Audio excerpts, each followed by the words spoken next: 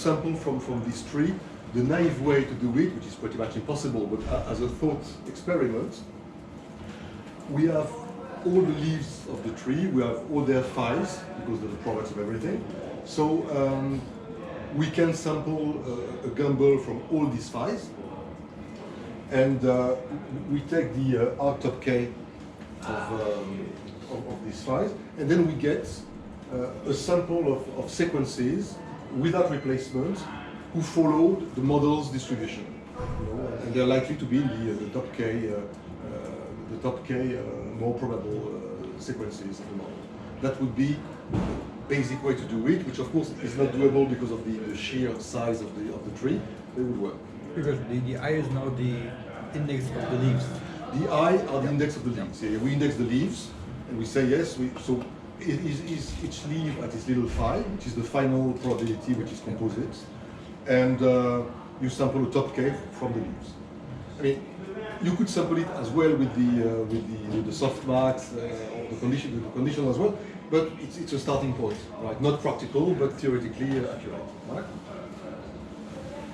So now we consider the internal probabilities of the internal nodes, which is the kind of chain of probability we discussed before. So first of all, it's quite clear that if we take one node, its probability is the sum of probability of its children, right? By definition, because we split at every stage. Okay? Another way to put it is that the exponential of its log probability is the sum of the and its log probability is the log of the sum of the exponential of the probabilities, which looks a bit like softmax before. So that's the relationship between the probabilities of a node and the probabilities of its children. So if all children follow a gumbel, the max of the children will also follow a gumbel.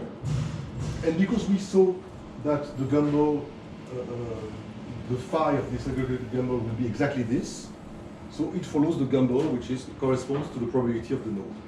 So if, in summary, if every child follows a gumbel with the log probability of its node, then the father or parent or mother follows the gumbel with its own probability. And of course, because it's true for the leaves, and it's true for the next stage, and so it's true eventually for all the nodes in the tree. So they all follow a gumbel with the location factor being their log probability. Are we in agreement on that? Yeah?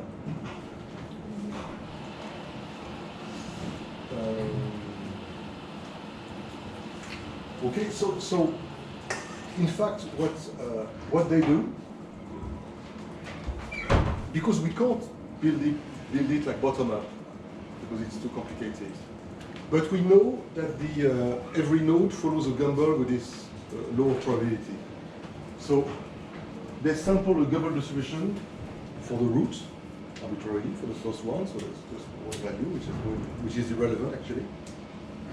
And then they go one node down, and they sample a gumbel distribution condition on the max, meaning that I do my first, let's say I'm at a node, I know the max here, the max of the gumbel is, for instance, 3. Okay, I don't know, 3. I know this follows a gumbel, I know all the children follow gumbel as well. The only condition I have to put is that the max of these children will be exactly 3. It can't be more because the max here is 3 already, and it can't be less because the max is reached. So I have to, and it's not that difficult, sampling gumbels under a condition of max. It's not that difficult because the two are independent, if you remember, the argmax and the actual maximum. So what you do, because you know that every node follows a gumbel with location factor equal to its probability, you start with, let's say we start with the first node here. So, and we say, all right, this represents the max of the max of the probabilities underneath, basically. Right? We know that, first of all, the children of these nodes create a partition of the leaves as well. We know that if we want to select the top k in the leaves, because we look at the law which is the max of the leaves, like node by node, max of the children, then max of the children, then max of the children. If I want to find the top k max at the bottom, the top k max leaves, at any level, there will be children of the top k max nodes. They have to be. Maybe something will slip and one of the max will drop out, but they can be in more than the top k max in any case. So I sample my Gumbel. I select the top k ones, and I know that by selecting the top k ones, I select the top k leaves for this specific full sample of the full distribution. And then I sample the next level. But for it to be accurate, because in a way, we are just doing only one general sample going to the end, which is the one we did in the previous step intellectually in one go. But we do it step by step. And the reason why we can do it step by step is because we can condition the next step on having a maximum inferior to the maximum of the previous step. That's this conditioning, which is the key part. So what you do is, you create Gumbels at the next stage, which are constrained by the previous one. So their max will be inferior to the max here, and so on and so forth. And you continue until you reach all the leaves. If you reach a leaf at an intermediate level, you keep getting down, and you still incorporate this leaf in the calculation of the maximum, basically. So you have by this sampling, contrary to the beam search, you are sure that you are sampling from the actual top k. You know it's not deterministic, so you might miss it eventually, but on average, if you do several sampling or wide enough sampling, you are actually sampling from the top k. You're not missing them. And you're actually following the actual distribution of your model.